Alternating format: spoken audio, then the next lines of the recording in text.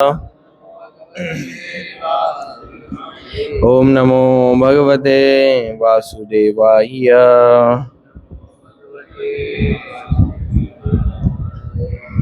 श्रीमद् भागवतम स्कंद 10 अध्याय 50-51 मुचुकुंद का उद्धार। श्लोक संख्या 50 या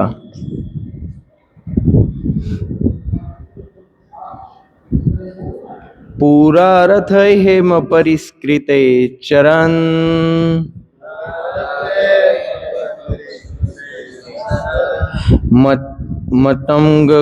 मतम गजैवा नरदेव संगीता स एव कालेन दुरत्यनते कलेवरं विटकृमि भस्म संगीतम् पुरा रथे हेम परिष्कृतैश्चरन् मतंगजैर्वा नरदेव संगीतम्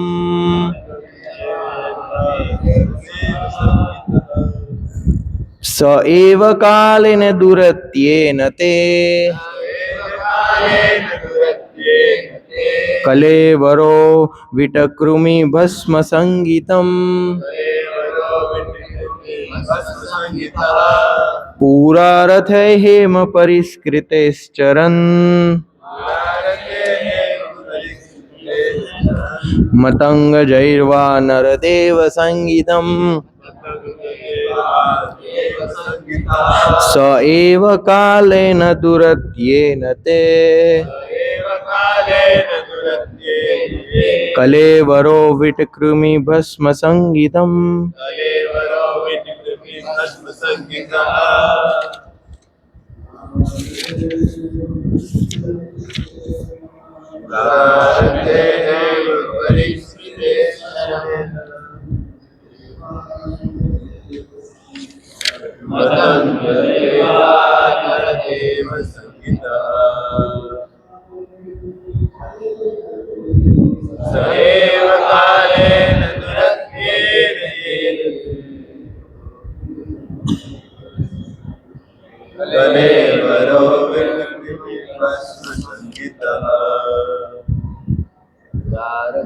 हेम परिष्कृतैश्चरन्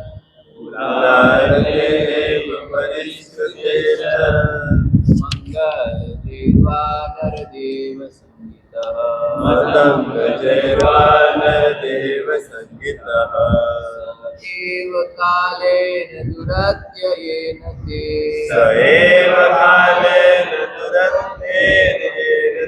कलेवरो विटकृमि भस्म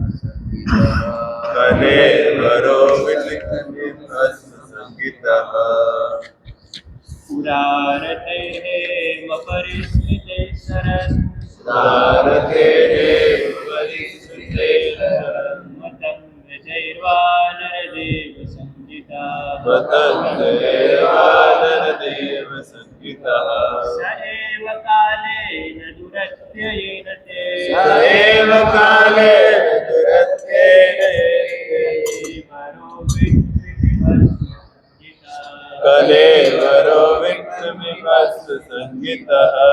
के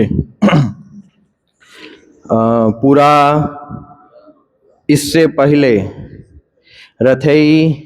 रथों पर हेम सोने से परिष्कृतई सजाएं चरण आरूढ़ होकर मतम भयानक गजई हाथियों पर वा अथवा नरदेव राजा संगीतम नामक स वह एव वही कालेन काल के द्वारा दुरत्येन न बच पाने वाले ते आपका कलेवर शरीर वीठ मल कृमि कीड़े मकोड़े भस्म राख संगीतम नामक।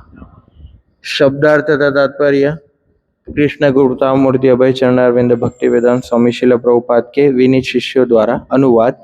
जो शरीर पहले भयानक हाथियों या सोने से सजा हुए रथों पर सवार होता है और राजा के नाम से जाना जाता है, वही अंत में आपकी अजय काल शक्ति से मल कृमि या भस्म कहलाता है।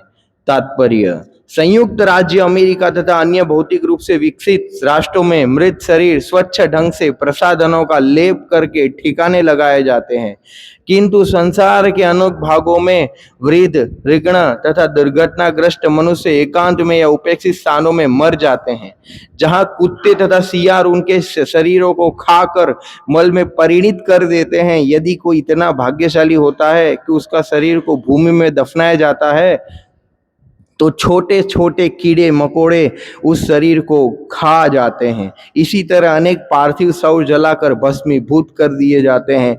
हर तरह से मृत्यु निश्चित है और अंततः शरीर का भाग्य कभी यशस्वी नहीं है।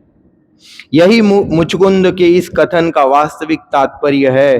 अर्थात जो शरीर अभी राजा, राजकुमार, रूपमती, रानी, उच्च मध्यम वर्ग इत्यादि कहलाता है, वह अंततोगत्वा मल, कृमि तथा राख कहलाता है। श्रील श्रीधर स्वामी ने निम्नलिखित वैदिक वाक्य उद्धृत किए है। योनो शस्त्राणि बहुनि गत्वा दुखे न लब्ध्वापि न च मनुष्यत्वं सुखा वयम ये न भजन्ति विष्णु ते वै मनुष्यात्मनि शत्रुभूताः। हजार योनियों से गुजरते हुए तथा अत्यधिक संघर्ष करते हुए बद्ध जीव अंत में मनुष्य रूप प्राप्त करते हैं। अतः वे मनुष्य जो अभी भी उन विष्णु की पूजा नहीं करते, जो उन्हें वास्तविक सुख प्रदान करने वाले हैं, वे निश्चित रूप से अपने आप के तथा मानवता के शत्रु बने हुए हैं। ओम ज्ञानतिमिरन्धस्य ज्ञानाञ्जनशलाकया चक्षुरुन्मीलितं येन तस्मै श्रीगुरुवे नमः। श्रीचैतन्यमनोभीष्टं स्थापितं येन भूतले स्वयं रूप कदा मह्यं ददाति स्वपदान्तिकं। नमो ओं विष्णुपादाय कृष्णपृष्ठाय भूतले श्रीमते भक्तिवेदान्त स्वामिनिति नामिने।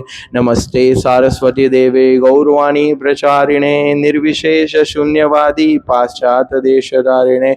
नमो महावदान्याय कृष्ण प्रेम प्रदायते कृष्णाय कृष्ण चैतन्य नामिने गौरत्वसे नमः। हे कृष्ण करुणा सिंधु दीनबंधो जगत्पते गोपेश गोपिका कांत राधा कांत नमोस्तुते। तप्त कांचन गौरांगी राधे वृंदावनेश्वरी वृषभानुसुते देवी प्रणमामि हरिप्रिये। वाञ्छाकल्पतरुभ्यश्च कृपा सिन्धुभ्यैव च पतितानां पावनेभ्यो वैष्णवेभ्यो नमो नमः। जय श्री कृष्ण चैतन्य प्रभु नित्यानंद श्री अद्वैत गदाधर शिवासादि गौर भक्तवृंद। हरे कृष्ण कृष्ण कृष्ण हरे हरे, हरे राम राम राम हरे हरे। मुखं करोति वाचालं पंगुं लंघयते गिरिं यत्कृपातमहं वन्दे श्रीगुरु दीनतारिणं परमानन्दमाधवं श्री चैतन्य ईश्वरम्। हरे कृष्ण। तो आप सभी भक्तों से आशीर्वाद की कामना करते हुए आज की कक्षा का प्रारंभ करेंगे। तो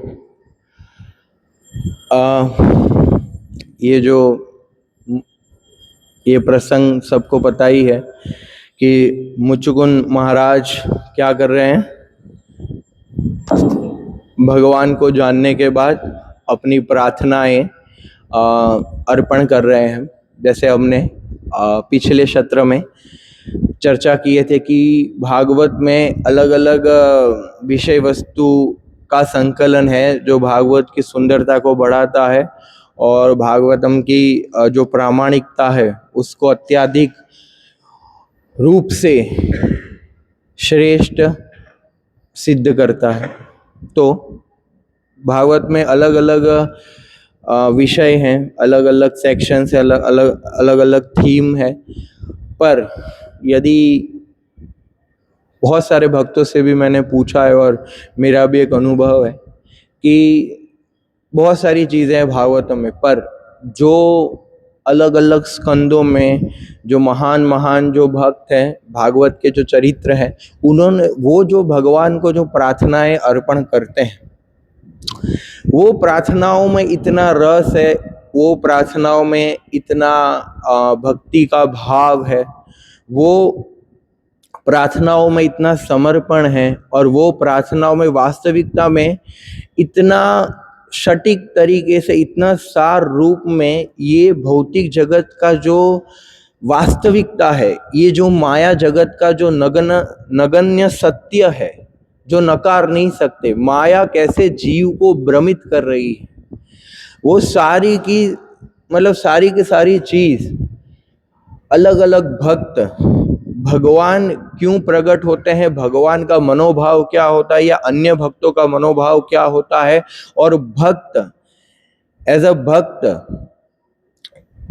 सारे भक्त ये संसार को किस दृष्टि से देखते हैं, इतना सुंदर तरीके से अगर आप प्रार्थनाओं को आप पढ़ेंगे अलग अलग, जैसे सबसे पहले कुंती महारानी ने प्रार्थना किया, फिर भीष्म देव ने प्रार्थना किया है, यस, फिर आगे आगे जाएंगे तो ध्रुव महाराज ने प्रार्थना किया है, यस, और फिर आगे हाँ, अन्य लोग भी क्या बोलते हैं, ये अपने प्रचेतास ने रुद्र गीत गाया है, फिर भगवान प्रसन्न हो, फिर कुछ पृथु महाराज की आगे, और फिर आगे जाके कहने का अर्थ है कि प्रहलाद महाराज की प्रार्थनाएं हैं, यस, ऐसे करके बहुत सारी अलग अलग भागवतों में सुंदर वेद प्रार्थना करते हैं, मुचुकुंद महाराज प्रार्थना करते हैं, दशम स्कंद के दूसरे अध्याय में देवता प्रार्थनाएं करते हैं। तो अगर आप ये सब प्रार्थनाएं मतलब हम सब अगर ये प्रार्थनाएं पढ़ेंगे तो उसमें हमें कृष्ण तत्व भी समझ में आएगा, यस, भगवान के नाम रूप गुण लीला, उनका यशोगान क्या है, या भगवान का वास्तविकता में ये प्रकृति जीव से क्या संबंध है, वो सारी चीज प्रार्थनाओं में समाहित है। और वास्तविकता में जब हम दर्शन करते हैं तो जैसे शिला प्रभुपाद कुंती महारानी के अध्याय में एक तात्पर्य में बतलाते हैं कि व्यक्ति को दर्शन करते करते प्रार्थनाएं अर्पण करनी चाहिए। ये दर्शन की संपूर्ण क्या है पद्धति है, क्योंकि जब हम आंखों से किसी के दर्शन करते हैं, मतलब आंखों से हम किसी को भी देखते हैं, तो उसका वास्तविक परिचय हमें दृष्टिगोचर नहीं होता। भले वो व्यक्ति विशेष हमारे दृष्टिगोचर मतलब हमारे प्रत्यक्ष रूप से हम उसको अनुभव कर पा रहे हैं, उसको देख पा रहे हैं, पर उसकी जो महिमा है वो व्यक्ति की, वो हम अनुभव नहीं कर सकते जब तक आप किसी व्यक्ति के बारे में सुनोगे नहीं, या वो व्यक्ति की महिमा स्मरण नहीं करोगे। यदि आपने सुना भी है तो भी मन को स्मरण करवाना पड़ता है, तब हमारी चेतना में वो व्यक्ति विशेष जो है वो कौन है उसकी हम परिस्थिति का भान कर सकते हैं। तो ऐसे ही जैसे बोला जाता है कि आंखों से तो दर्शन नहीं होता पर कानों से दर्शन होता है।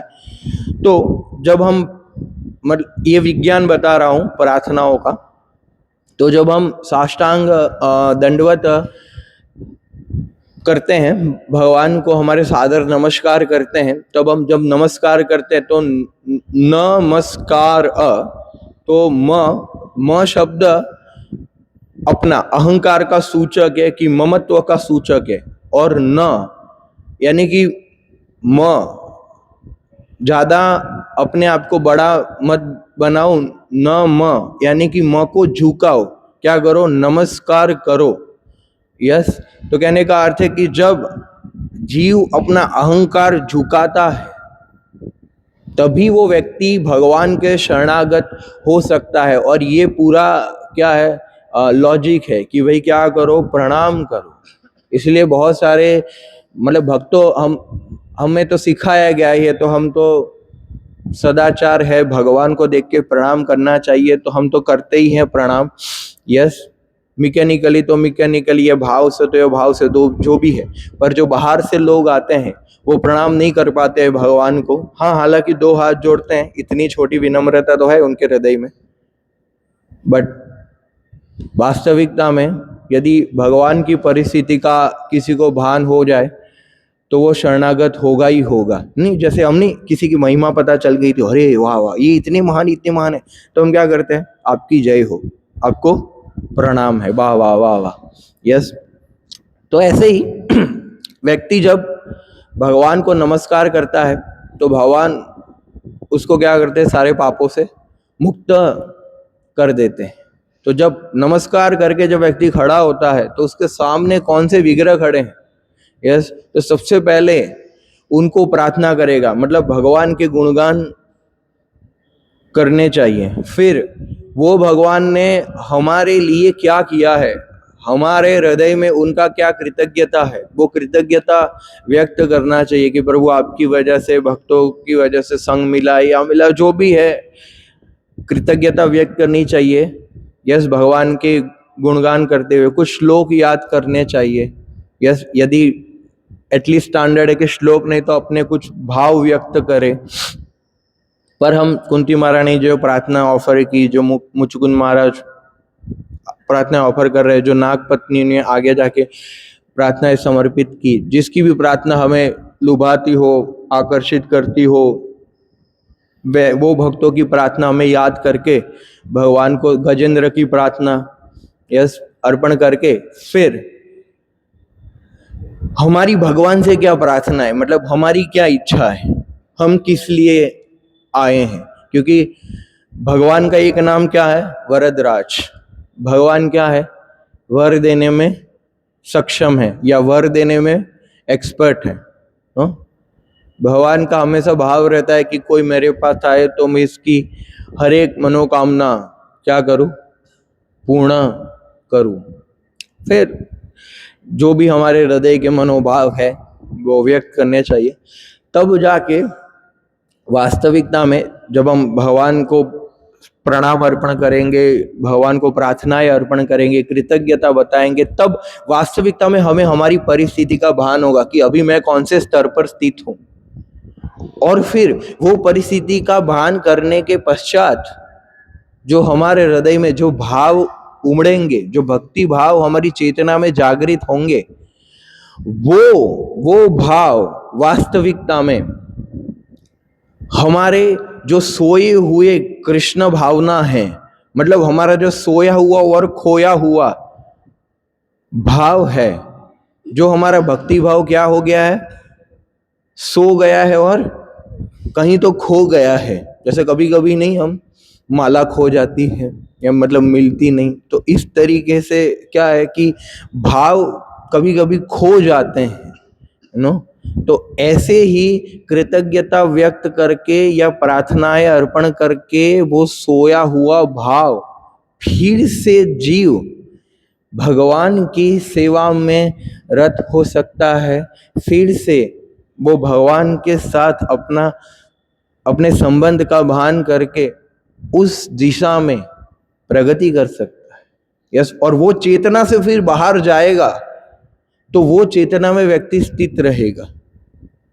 और प्रार्थना हमें बहुत सहायता करेगी हमेशा हमारे मन और चित्त को और हमारी बुद्धि को कृष्ण भावना भावित बनाने की। यस, तो भागवत की प्रार्थनाओं में इतनी सक्षमता है, यस, कि वो हमारे सोए हुए और खोए हुए भक्ति भाव को पुनः जागृत करने में क्या हो सकता है, सहायक बन सकता है। इसीलिए प्रार्थनाओं को इस भाव से सुनना चाहिए और प्रार्थनाओं को इस भाव से पढ़ के स्मरण करके भगवान के जब भी हम दर्शन करते हैं तो हमें ये प्रार्थनाएं अर्पण करनी चाहिए। क्या, जैसे ये अपने सबसे सुंदर प्रार्थना मुझे लगती है ये अपने वृत्तासुर की, जो 3 श्लोक में प्रार्थना के अद्भुत प्रार्थना, छठे स्कंद में आता है जब वृत्तासुर अंत में आते हैं, तो बहुत सुंदर प्रार्थना है। क्या, तो प्रार्थनाओं से अपना तादम्य बनाना ये भी एक भक्ति का वांछित अंग है जो भक्ति में प्रगति करने के लिए अनुकूल है। तो आगे बढ़े। आप देखेंगे यदि ये परिस्थिति कि मुचुकुंद महाराज भगवान मतलब देवताओं के साथ युद्ध करके दीर्घ काल से क्या मुचुकुंद महाराज दीर्घ काल से क्या हुए थे बेचारे, सोए हुए थे। यस, क्या किए थे, सो गए थे। अरे आप तो सो गए या। तो आप देखिए भगवान की कृपा से फिर से वो क्या किए, जगे। यस, तो जब प्रत्यक्ष रूप से भगवान और भगवान के भक्तों का संग प्राप्त होता है तभी सोया हुआ जीव, जैसे मुचुकुंद महाराज सो रहे हैं, ऐसे जीव क्या होता है, जीव जागृत होता है। यस, और उसके हृदय में फिर से वो जो भूल गया है, जो जीवन के लक्ष्य को, जो जब सो रहा था और वो जीवन के लक्ष्य को भूल गया, वो फिर से उसको क्या, फिर से भगवान की कृपा से, भगवान के दया से वो जागृति होती है। जैसे आप देखिए बद्ध जीव कैसे भक्त बनता है, ऐसे ही मुचुकुंद महाराज के जो जीवन चरित्र है या फिर ये जो कथाएं हैं वो बहुत सिमिलर लगती है कि भाई वो पहले तो पहचान नहीं पा रहे थे कि अरे आप कौन हैं, कहाँ से आए हैं, आप कोई देवता लगते हैं कि क्या लगता है। मतलब वो जैसे बद्ध जीव भगवान की आइडेंटिटी को भूल गया है, मतलब उससे सुना है कि ऐसे लक्षण वाले व्यक्ति को भगवान बोलते हैं, पर वास्तविकता में वो भगवान को पुनः पहचान पाए, पुनः उनका स्मरण कर पाए। यस, क्यों, क्योंकि कहीं ना कहीं नारद मुनि का भी उनको पहले संग मिल चुका था और गर्ग मुनि के आशीर्वाद भी थे। कहने का अर्थ है कि भक्तों के आशीर्वाद से, जैसे नारद मुनि ने तो कई सारे लोगों को, जैसे नल कुंवर और मणिग्रीव आप देखेंगे तो वो कहाँ स्वर्गीय लोकों में जब वो लीला विलास कर रहे थे नग्न अवस्था में स्त्रियों के साथ, तो वहां कहाँ नारद मुनि जाने लगे, वहां कोई क्या वैकुंठ का मतलब कोई भगवान का कोई मंदिर है क्या, या वहां कहाँ नारद मुनि को जाने की आवश्यकता है। पर नारद मुनि कृपा पूर्वक भ्रमण करते हैं, तो क्योंकि नारद मुनि को क्रोध आया पहले तो कि ये लोग क्या कर रहे हैं, जो सदाचार है उसको भूल गए हैं और मर्यादा का भी उल्लंघन कर रहे हैं, तो उन्होंने श्राप दिया। पर श्राप के साथ साथ क्या दिया, आशीर्वाद भी दिया। श्राप कम, वो श्राप कम, आशीर्वाद थे। तो आप देखिए जब नारद मुनि की कृपा से भगवान बंधे हुए थे, उखल, खल यानी कि सबसे नालायक व्यक्ति। यस, और भगवान वो उखल से बंधे हुए थे, तो भगवान इतने महान है कि खुद भी बंधे हुए फिर भी बहुत सारे लोगों का उद्धार करते हैं। तो भगवान जाने नहीं वाले थे वो यमला अर्जुन वृक्ष के पास, पर क्योंकि नारद मुनि ने बोला इसीलिए भगवान गए उनका उद्धार करने के लिए। यस, तो ऐसे ही ये प्रसंग में भी वैसा ही है, क्योंकि मुचुकुंद महाराज को बहुत सारे भक्तों की कृपा प्राप्त है, बहुत सारे भक्तों की फेवर प्राप्त है, देवताओं की फेवर प्राप्त है, क्योंकि उन्होंने उनकी फेवर लिया है और उनका मतलब उन्होंने मांगा था कि मैं सोना चाहता हूँ। यस, कि मैं क्या सोना चाहता हूँ, एक ऐसा वरदान मांगा था।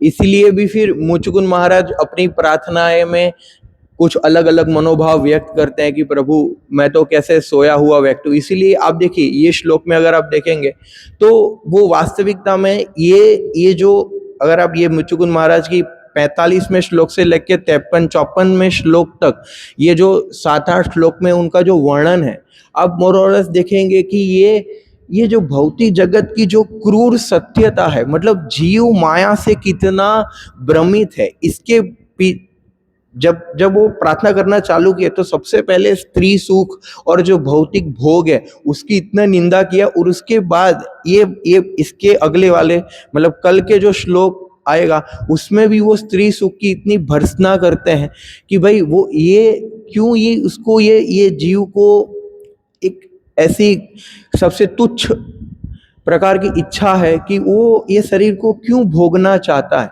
क्योंकि जब वो ये शरीर से आत्मा निकल जाती है तब वो जलाया जाता है, मल मूत्र में परिणित किया जाता है। इसका वास्तविकता में क्या वैल्यू है?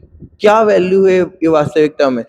कभी कभी तो बड़ा, जैसे तात्पर्य में बताया गया कि बड़ा युद्ध होता है तो कभी कभी तो जैसे उसका जो शव है उसको अग्नि या फिर दफनाने का भी उसको क्या बोलता है, सौभाग्य प्राप्त नहीं होता। कभी कभी तो पक्षी ही उसको भोजन बना लेते हैं या फिर वो ऐसे ही पड़ा जाते। जैसे अभी प्लेन क्रैश हुआ था तो आप देखिए बहुत सारे लोगों को तो उधर ही जल गए या फिर पता नहीं उनके शवों के साथ क्या किया गया, है ना नहीं। और बहुत सारे पक्षी वो शव को खा लेते हैं और फिर वो उसका जो चमड़ा है वो अंदर पच जाता है और फिर उसका भी मल बन जाता है। मतलब कहने का अर्थ है कि जो अपने आप को समथिंग बोले कि हाथी के ऊपर सोना लगा है और वो सजे हुए हाथी पर एक व्यक्ति बैठा है और वो अपने आप को राजा बोलता है कि मैं राजा हूं, अपने आप को इतना महान मानता है। बोले जितने भी महान हो आप, XYZ क्यों ना हो, जैसे ये भौतिक जगत की सर्वोच्च अभी की परिस्थिति में देखे तो सर्वोच्च स्थान क्या है?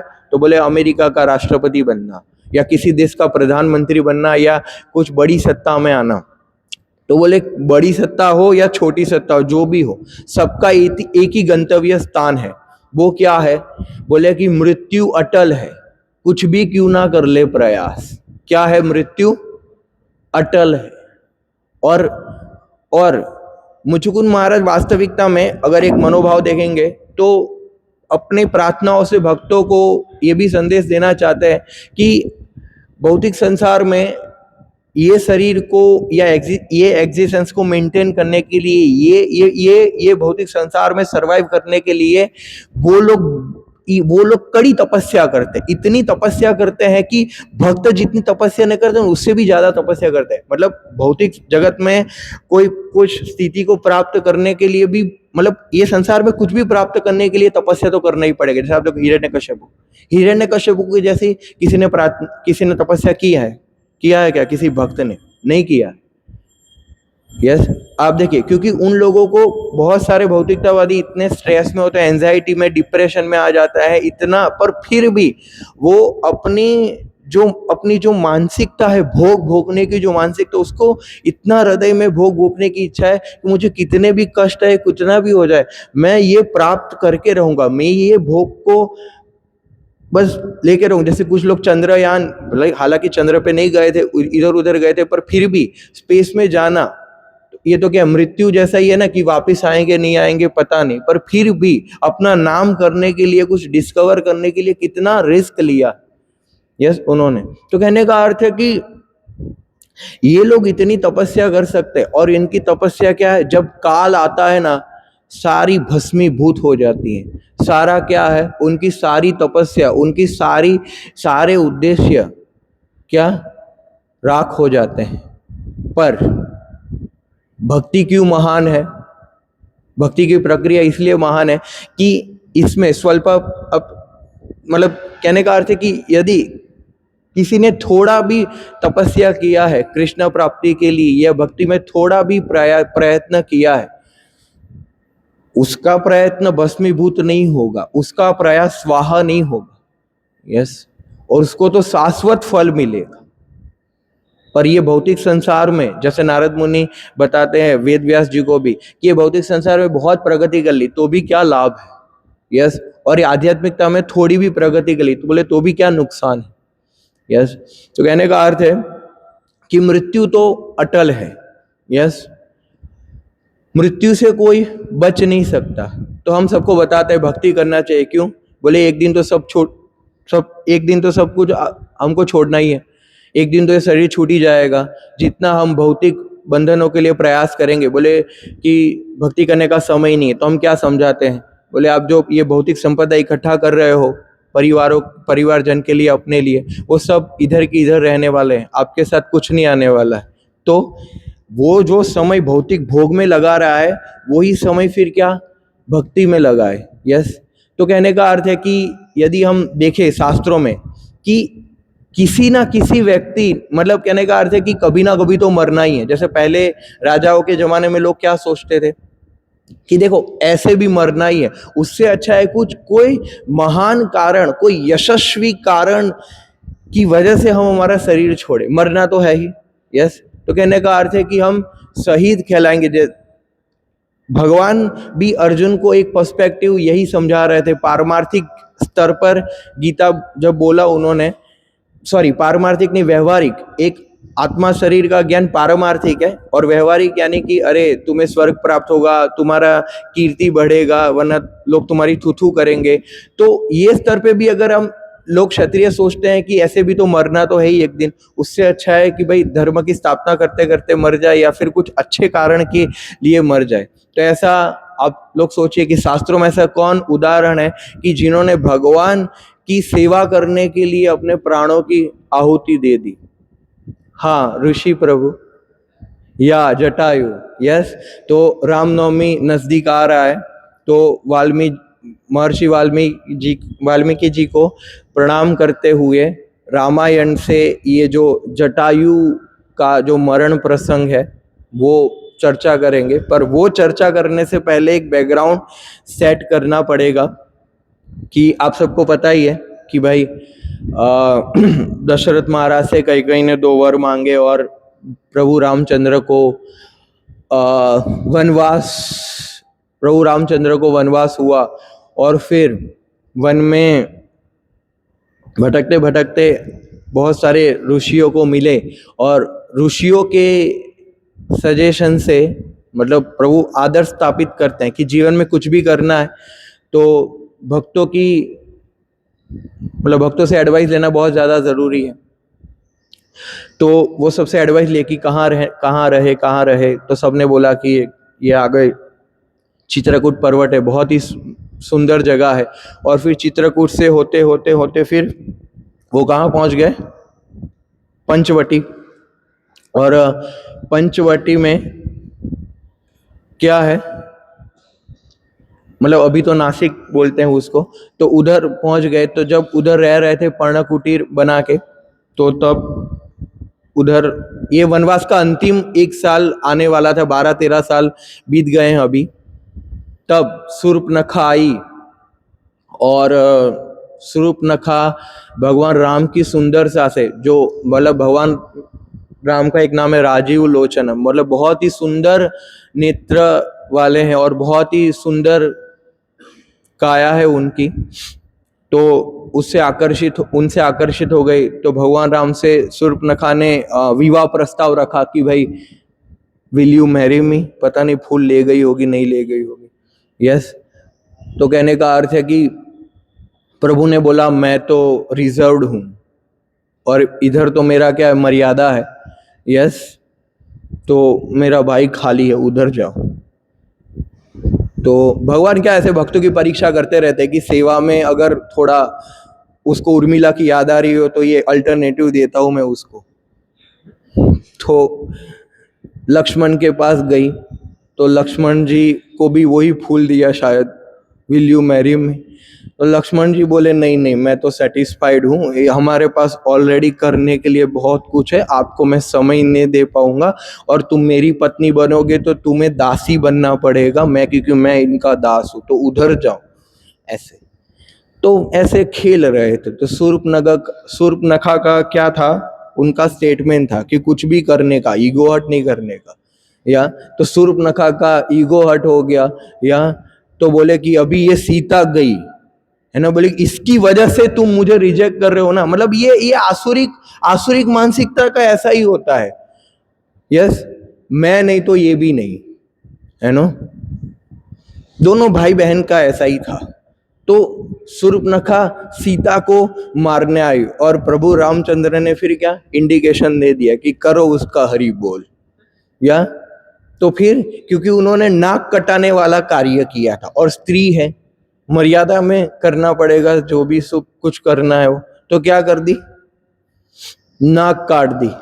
यस, और फिर जो रावण के अन्य चचेरे भाई थे खर और दूसर, वो सबको बुलाया, अटैक, ऐसे व्हाट्सएप चला गया कि ए इमरजेंसी इमरजेंसी।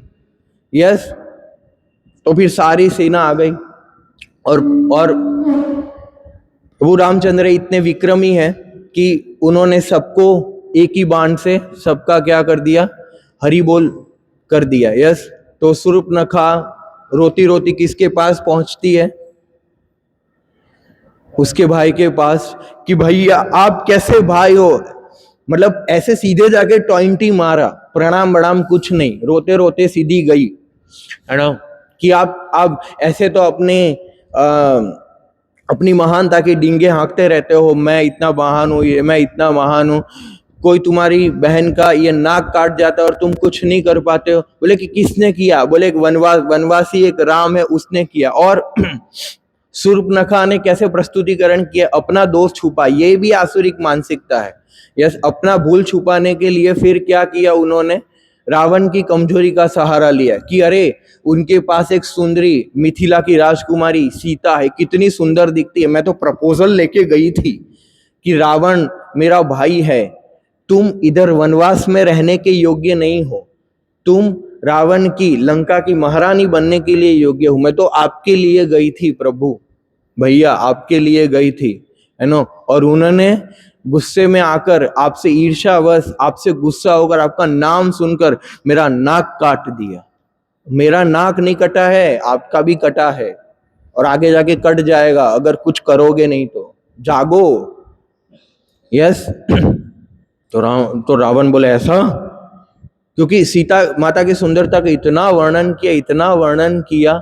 यस, शूर्पणखा ने अपना पता नहीं आसुरिक संग दिया उसको और रावण की कामेच्छाएं जागृत कर दी। बेचारा बैठा था ऐसे आराम से, यस, सोच रहा था कि सुधर जाऊं, फिर से शूर्पणखा के आसुरिक संख्य क्या बिगड़ गया।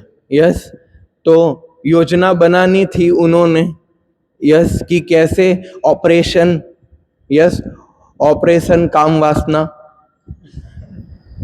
बनाया उन्होंने, है ना, नहीं तो ऑपरेशन काम वासना में कौन साथ देगा, तो बोले हाँ अपने मामा है ना, मारीच, मामा ही लगता था ना वो, तो मारीच के पास गए।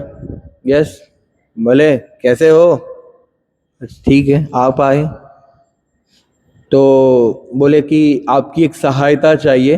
क्या है कि शूर्पणखा का नाक कट गया है ना, और मेरी बहन का बदला लेने के लिए अभी वो वनवासी को पाठ पढ़ाना बहुत आवश्यक हो गया है नो, तो चलो अपना मिशन पे लग जाइए, है ना।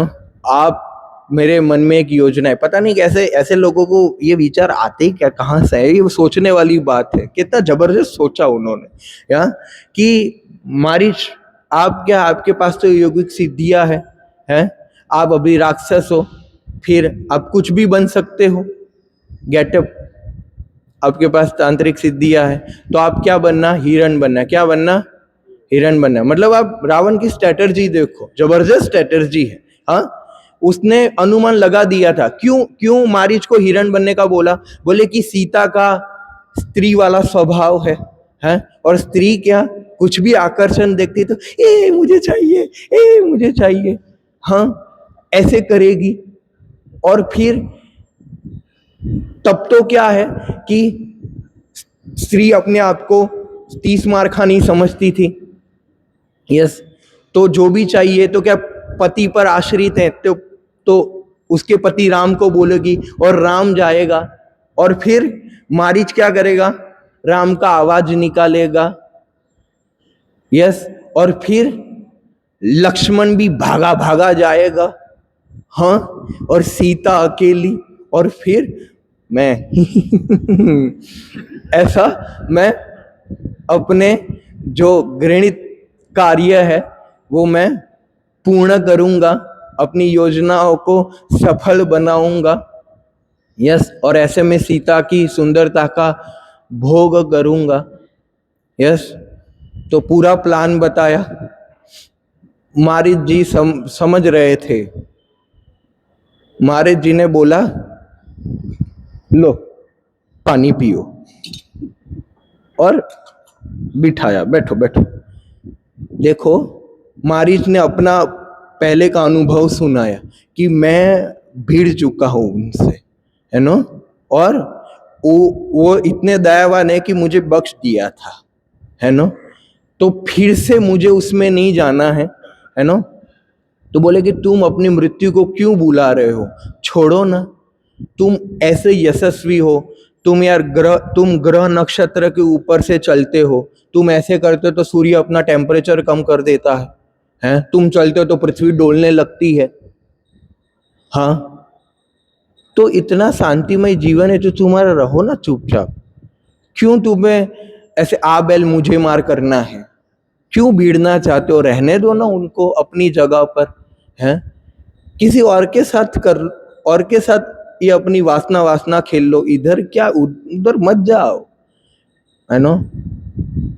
तो रावण बहुत गुस्सा आ गया और बोला, मैं तुम्हारा राजा हूं, समझ रहे हो कि नहीं समझ रहे हैं, तुम्हें मानना ही पड़ेगा, ज्यादा मुझे सिखाओ मत, है ना, वरना राम तुम्हें बाद में मारेगा, पहले मैं तुम्हारा हरि बोल कर दूंगा।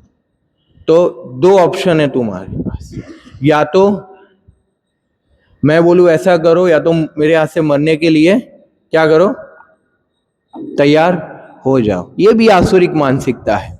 यस, तो मारीच बोले कि अभी मृत्यु निकट है, अभी मेरा अंत आ गया, चलो कोई बात नहीं, शत्रु के हाथ से मरना उससे अच्छा राजा की सेवा करते करते मरेंगे। इसमें भी परिवर्तन नहीं आया था कि भाई मैं रावण से अच्छा राम के हाथ से मरूं तो कुछ उच्च गति होगा, नहीं।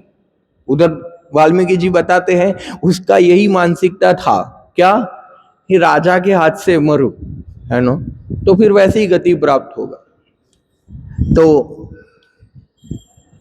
मतलब बहुत ही सुंदर तरीके से वर्णन किया गया है, बहुत ही सुंदर उसने कैसे उधर जाके हिरण का स्वरूप धारण किया, थोड़ा जो आकाश का कलर होता है कौन सा, ब्लू, थोड़ा ब्लू और गोल्डन, हिरण बहुत ही आकर्षक लगता है ना, उसकी नाभि और उसके ऐसे कान और उसकी आंखें, आंखें तो एकदम डायमंड के जैसे चमक रही थी, ऐसा बहुत ही सुंदर वर्णन है, पर समय नहीं इसलिए बहुत ही संक्षिप्त में, बहुत ही सार में बता रहा हूं।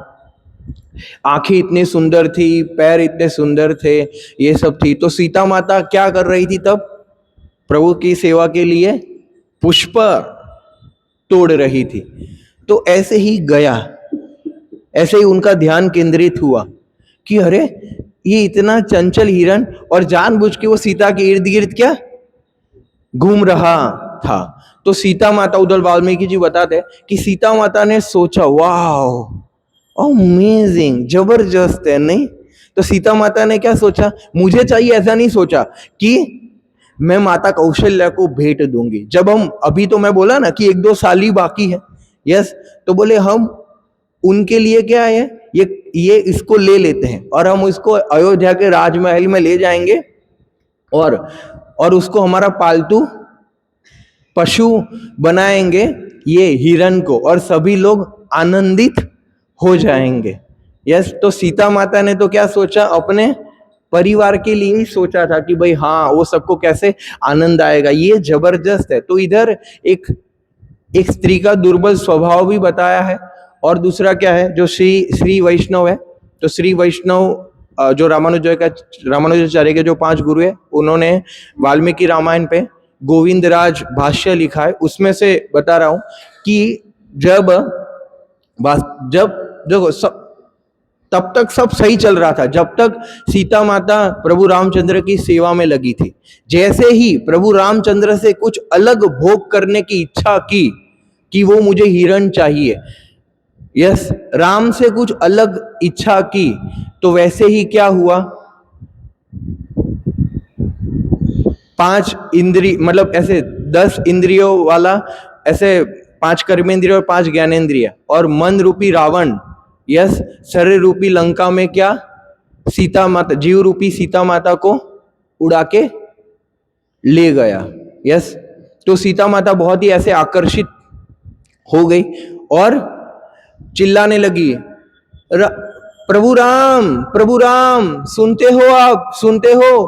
आप मतलब कितना मर्यादित वचन है कि आप आइए और लक्ष्मण को भी लेके साथ में लेके आइए। देखिए, मैं आपको कुछ दिखाना चाहती हूँ, एक सुंदरता मैं आपको दिखाना चाहती हूँ।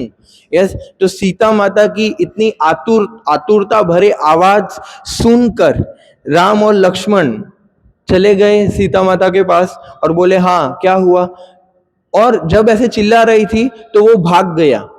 यस, क्योंकि उसको दिखाना था ना कि मैं हिरण हूं, मैं हिरण हूं।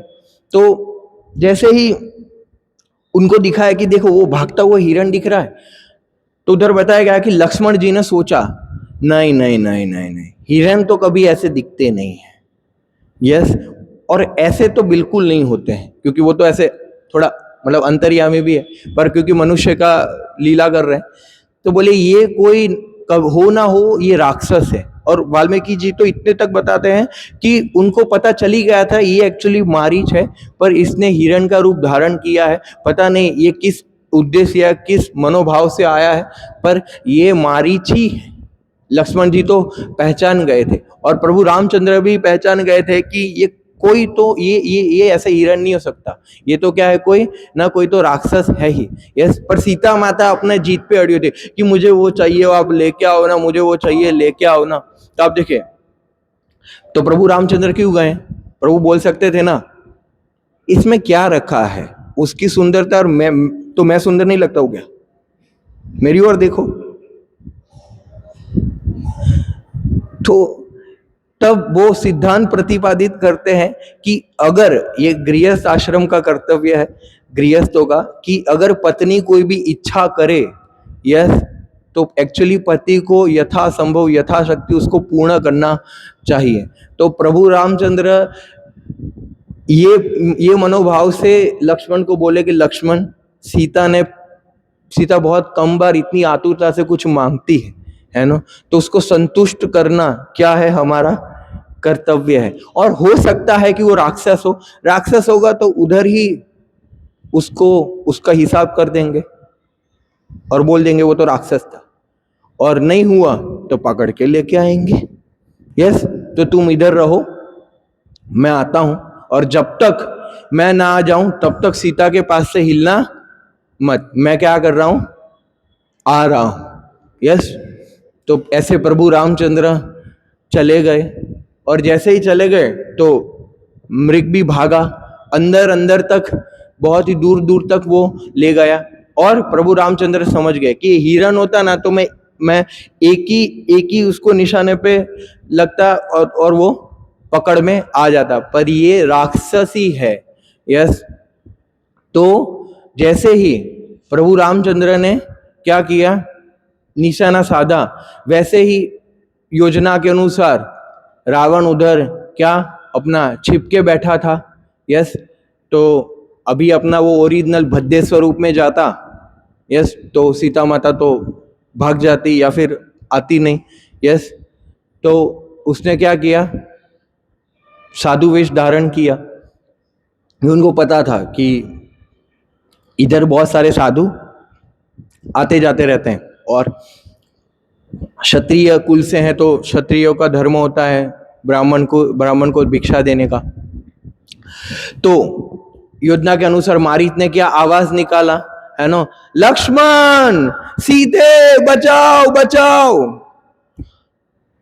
तो सीता माता घबरा गई कि अरे लक्ष्मण, ये तो तुम्हारे भैया की आवाज है ना, लगता है कि वो कोई तो राक्षस था, लगता है कि राम के ऊपर कोई तो खतरा है, जाओ लक्ष्मण, जाओ जाओ उनको बचाओ, जाओ।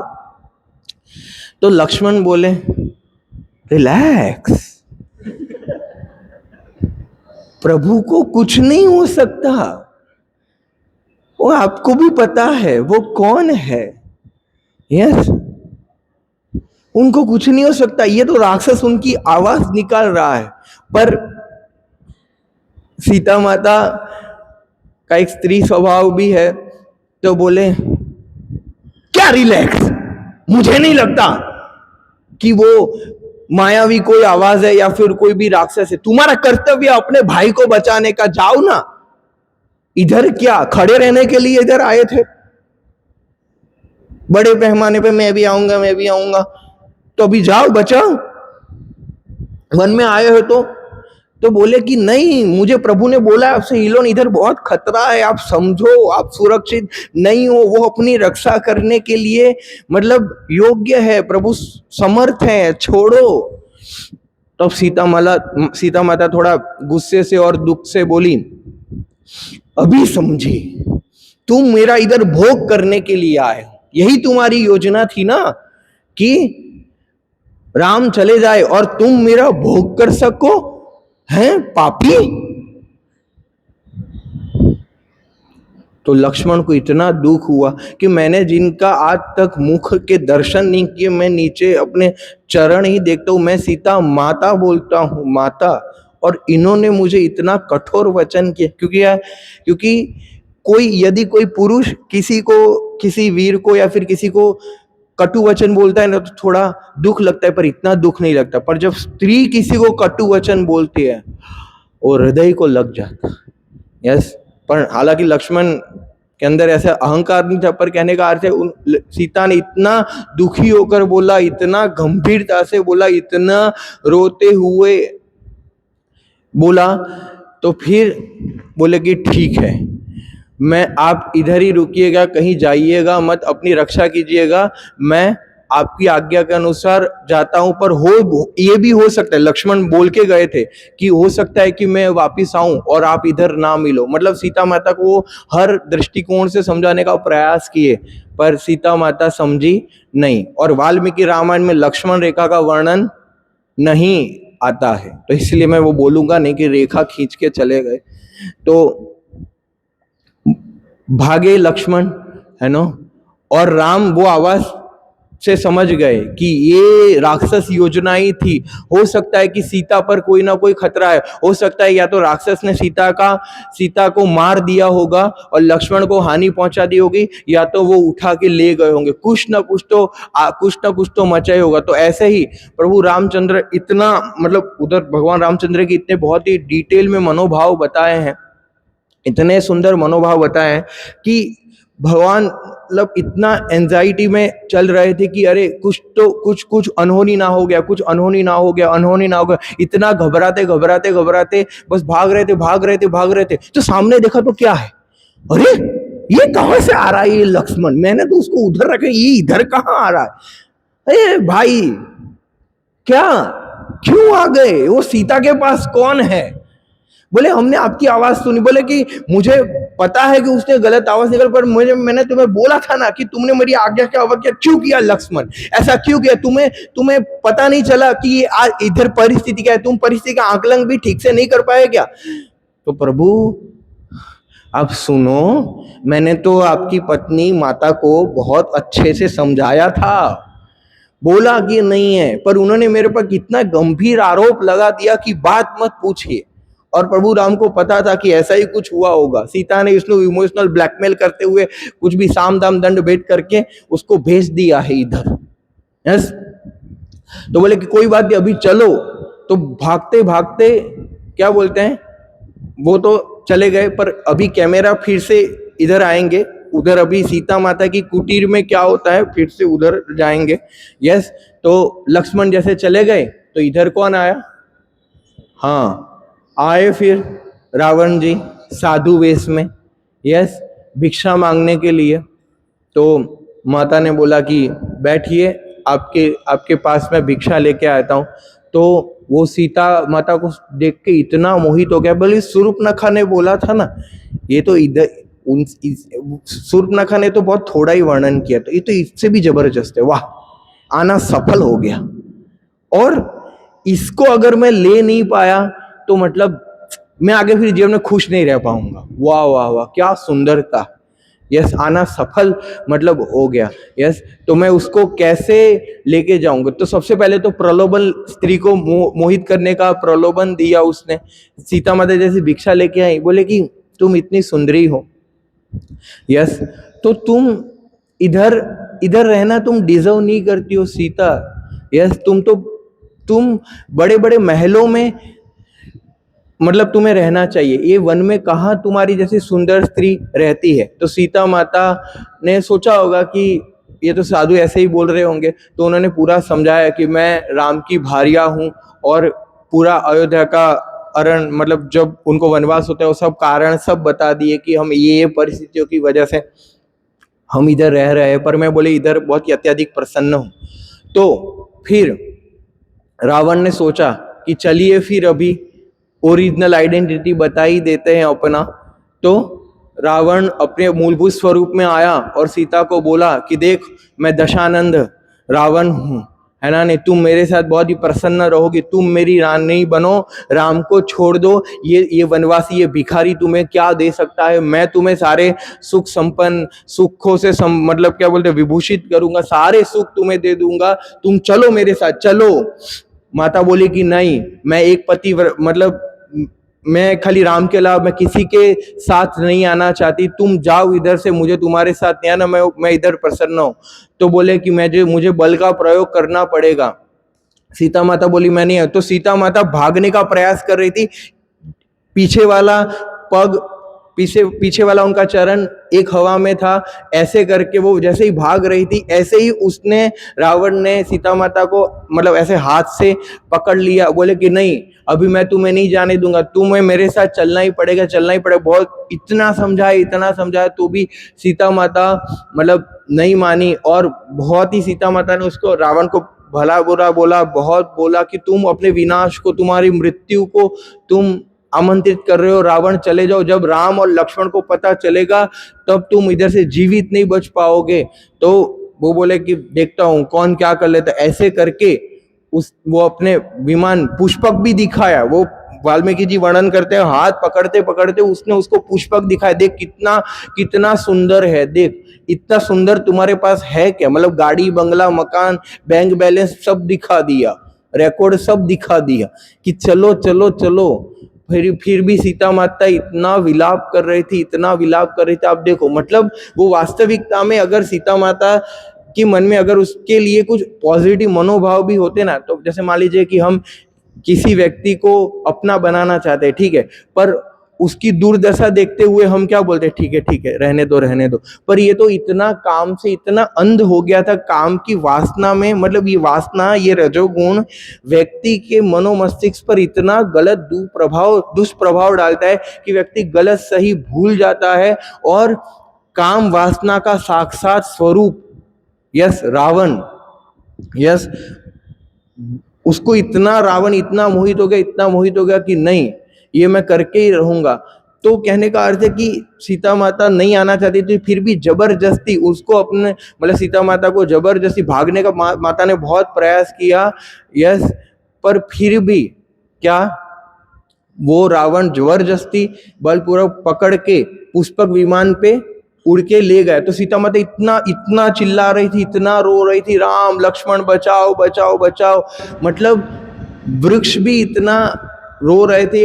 इवन ये वर्णन है कि जब रावण सीता माता को आकाश मार्ग से ले जा रहा था तब सूर्य भी अपना प्रकाश कम कर दिया, सारे ब्रह्मांड के वासी देख रहे थे और ब्रह्मा जी ने सोचा कि अभी समय आ गया है रावण का, और प्रभु जब जिसके लिए अवतार ग्रहण किए हैं वो भी होगा ही होगा। तो जटायु जिसके लिए हमने पूरी कथा की, अभी आए जटायु जी। तो जटायु ने देखा, क्योंकि जटायु महाराज दशरथ के मित्र थे ना, तो वचन दिया था, मतलब भगवान रामचंद्र के लिए उनका थोड़ा वात्सल्य जैसा रति था। तो बोले कि ये तो सीता को लेके जा रहा है, ये रावण ही लगता है। तो पक्षीराज जटायु पक्षियों के राजा थे, तो जैसे ही गए तो सबसे पहले तो अटैक नहीं किया, जटायु ने रावण को समझाया कि ओ राक्षस राज, किसको ले जा रहे हो पता है, तुम अपनी मृत्यु को साक्षात आमंत्रित कर रहे हो, छोड़ो इनको, ये राम की भार्या है ना, अयोध्या की बहू है, मिथिला की राजकुमारी है, छोड़ो, तुम मत ले जाओ इनको। फिर भी बोले हटो इधर से, आ गया बड़ा हट। तो फिर जटायु ने फिर से मतलब ऐसे रावण पे थोड़ा प्रयास किया मारने का, उसका मुकुट गिरा दिया और भी थोड़े अलग अलग तरीके से प्रहार किए, फिर भी क्या है, रावण मतलब सीता माता को ऐसे छोड़ नहीं रहा था। यह पूरा मतलब जटायु ने प्रयास किया। तो फिर एक बार तो मतलब जटायु ने इतना प्रयास किया कि एक बार तो उनको मतलब ऐसे विमान को लैंड होना पड़ा, ऐसा नीचे नीचे नीचे लैंड हो गया, और ऐसे फिर लड़ा। और जैसे ही मतलब रावण जटायु को मारने जा रहा था, ऐसे सीता माता ने भागने का भी प्रयास किया। यस, तो रावण ने क्या किया, अपने खड़ग से मतलब अपनी तलवार से जटायु के क्या कर दिए, दोनों पंख काट दिए, ताकि वो उड़ उड़ के वो मार रहा था ऐसे। तो बोले कि हटो दुष्ट, हटो, कहां से मुझे रोकने आए हो। तो ऐसे करके उन्होंने पंख तोड़ दिए, फिर भी जटायु गिर गए, फिर से उठ के पूरा सीता माता को बचाने का प्रयास किया। सीता माता भी रो रही थी कि अरे जटायु, अरे जटायु, मतलब क्या बोले, इसका तो रावण को बोला कि इस पे तो दया करो, इसको तो छोड़ दो, इसको तो छोड़ दो। आसपास जितने भी लोग देख रहे थे, सारे लोग क्रीदन कर रहे थे, रो रहे थे। सीता माता का इतना वीर था, इतना वीर था, इतना सीता माता मतलब रो रहे थे कि किसी की पति की मृत्यु होती, वो स्त्री इतना भी विलाप नहीं करती, इतना भयंकर विलाप, इतना जबरदस्त। बहुत सारे श्लोकों में वाल्मीकि जी ने ये सीता माता के विलाप जब रावण ले जा रहा था, मतलब मैं सोच रहा था कि अरे ये रावण को तनिक भी ऐसा नहीं आया कि यार जा जा जा कब से रो रही है, ऐसा भी नहीं हुआ उसको। तो मतलब कहने का अर्थ है, एक टस से मस नहीं हुआ वो व्यक्ति। जटायु इतना प्राणों की मतलब ऐसे। फिर सीता माता, उधर वर्णन है जैसे इधर पिलर है, तो उधर ऐसे नजदीक में एक झाड़ था, तो सीता माता झाड़ का आलिंगन करते हुए रो रही कि मेरे राम लक्ष्मण का उसके साथ उनको संदेशा दो कि मेरी ये हालत है। सबको बोल रही थी सीता माता, पेड़ को, आसपास जो भी मतलब लोग तो नहीं थे, पर कहने का अर्थ है ऐसा वर्णन है कि आसपास सभी को बताइए मुझे बचाइए, राम लक्ष्मण के पास ये संदेशा पहुंचाइए कि मेरे साथ ऐसा घटना हुआ है, मुझे बचाओ बचाओ करके, है ना। पर फिर भी रावण ने ऐसे खींचा और सीता माता को बिठाया और आकाश मार्ग में ले गया। और फिर जब किष्किंधा आया आगे, मतलब थोड़ा दक्षिण साउथ की ओर पहुंचे, तो सीता माता को सोचा कि मैंने जितने भी आभूषण पहने वो मैं फेंक दूं, तो एटलीस्ट मेरे आभूषणों को देख के पता चल जाएगा कि मैं किस मार्ग से गई। तब तो क्या है कि गूगल मैप था नहीं, तो भगवान ऐसे यूज नहीं कर सकते थे। तो कहने का अर्थ है कि उन्होंने फेंक दिया था, तो एटलीस्ट निशानी ले। पहले लोग राई के दाने फेंकते थे, जब पौधे उग जाते थे तो पता चलता था कि ये रास्ता है। तो फिर सीता माता तो ऐसे चली गई, और अभी फिर से कैमरा राम लक्ष्मण की ओर घुमाते हैं कि राम लक्ष्मण जैसे ही कुटिया में पहुंचे, यस, तो फूल सारे, सीता माता ने जो भी श्रृंगार किया था, ये जो फूल ऐसे ले रही थी, सारे फूल जमीन पर बिखरे पड़े थे। उनको पता चल गया कि सीता के साथ कुछ तो जबरदस्ती हुआ है, और ऐसा सब अस्त व्यस्त बिखरा पड़ा है। तो ऐसा लगता है कि या तो उन्होंने मार ही दिया है। तो प्रभु राम की आंख में से इतने आंसू बहने लगे, इतने बोले, तो और से पागलों की तरह, सीते सीते तुम कहाँ चली गई, कहाँ चली गई, सीते कहाँ हो, कहाँ हो, सीते तुम दिख क्यों नहीं रही हो, कहाँ हो सीते, कहाँ हो, है ना, मैं आया हूँ, कहाँ हो तुम, कहाँ हो, मुझे दर्शन दो, मैं तड़प रहा हूं, मैं तुम्हें याद कर रहा हूँ, सीते कहाँ हो, कहाँ हो। लक्ष्मण भी चिल्ला रहे थे, ढूंढ रहे थे। तो जैसे ही राम को पता चल गया कि कोई तो उनको उठा के मतलब ले गया, तो आप देखो उधर इतना मतलब हृदय को ऐसे आप्लावित करने वाला, इतना मतलब ऐसा वो कन्वर्जेशन है, वाल्मीकि जी इतना हृदय से बताते हैं कि इतना भगवान राम को इतना वीरों में चले गए, इतना उनको स्ट्रेस मतलब हो गया कि बोले कि मैं यदि सीता को किसी ने मार दी, क्योंकि आगे आगे गए ना तो थोड़ा लहू देखा, मतलब रावण और जब जटायु जब लड़ रहे थे तब तो नीचे इतना खून खून मतलब ऐसे हो गया था। बोले ये सीता का तो नहीं, ये सीता, बोले कि सीता चली गई तो मैं अपने प्राण त्याग दूंगा, मैं नहीं रहूंगा, और मैं अगर जिसने भी ऐसा किया उसको उड़ा के ये मेरे पूरे ब्रह्मांड को नाश, मतलब भगवान राम रुद्र के भाव में आ गए।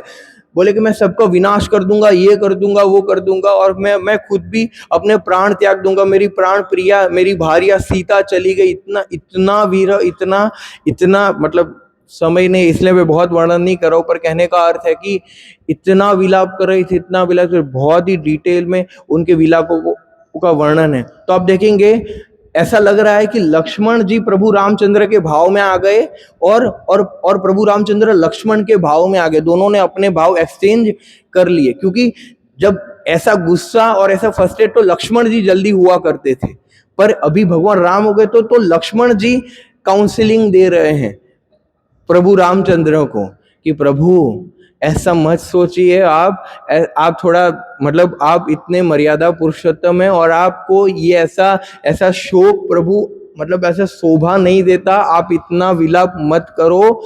परिस्थितियों को भले कितना भी शोकमय दुखमय सुख दुख कैसी भी परिस्थितियों प्रभु आप समझो, इसमें इतना शोक नहीं करना चाहिए, आप शांति से हम ढूंढेंगे तो माता सीता मिल जाएगी। और मुझे नहीं लगता कि ये सीता माता का लहू होगा रक्त होगा क्या, फिर आगे जाके आगे उन्होंने बहुत ही शांत करवाया। और वो रामचंद्र को ऐसा नहीं है, हम ये परिस्थितियों में सीता माता अवश्य मिल जाएगी। मैं आपको बता रहा हूँ, आप भी प्रभु मुझे कितना अच्छे से समझाते थे जब मैं ऐसा बर्ताव करता था।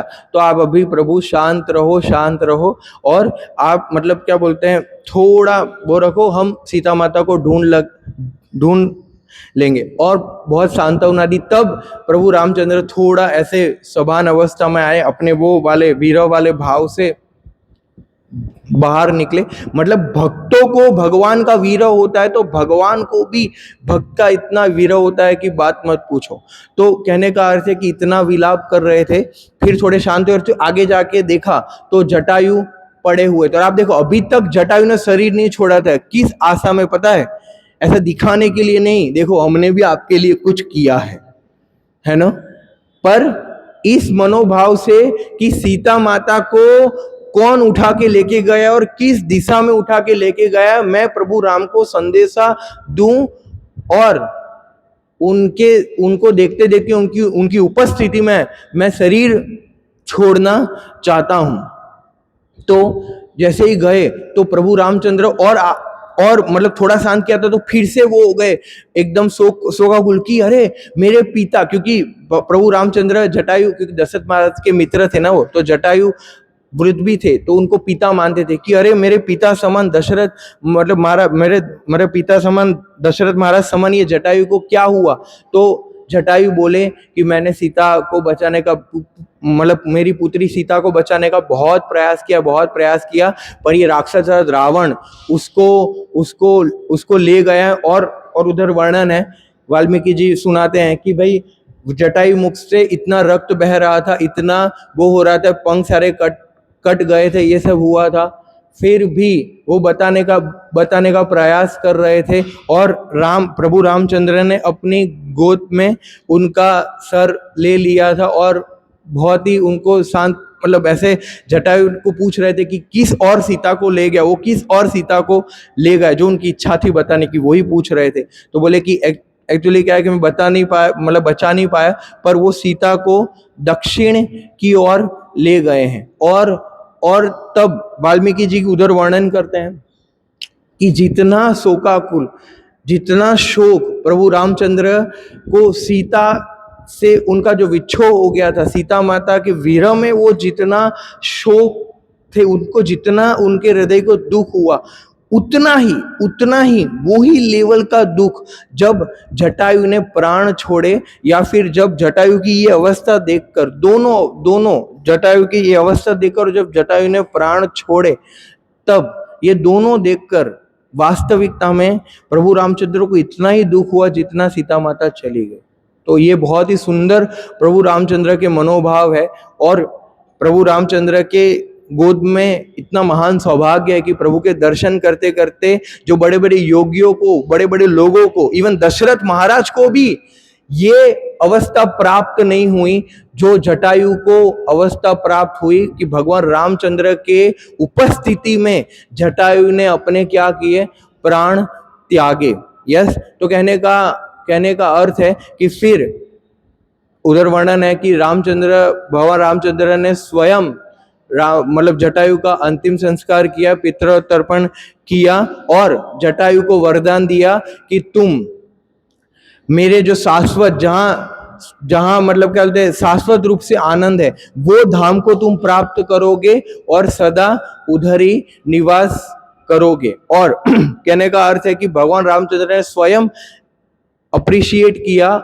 कहने का अर्थ है कि जैसे जो जहां से हमारी ये कथा चालू हुआ था कि मरना तो है ही, पर जटायु की तरह क्यों ना हम भी भगवान की सेवा में, प्रभुपाद की सेवा में प्रचार करते करते, जैसे प्रभुपाद की कितने महान महान शिष्य परम पूज्य गोपाल कृष्ण गोस्वामी महाराज, परम पूज्य भक्ति चारू महाराज, ये सब ने भी जटायु की तरह महान मतलब होकर भगवान की सेवा में अपना पूरा जीवन समर्पण कर दिया। मतलब हर एक भक्त को यही सोचना चाहिए कि एक दिन ऐसे ही मृत्यु आने वाला, ये शरीर ऐसे ही छोड़ने वाला है, तो क्यों ना प्रभु रामचंद्र के मिशन में, यस क्यों ना राधा गोविंद जी के मिशन में रहकर ये शरीर की आहुति दी जाए और अपने जन्म को सार्थक किया जाए परोपकार करते करते। यस, श्री श्री सीताराम लक्ष्मण हनुमान की, श्री राम नवमी महामहोत्सव की, शील प्रभुपाद की। हरे कृष्ण।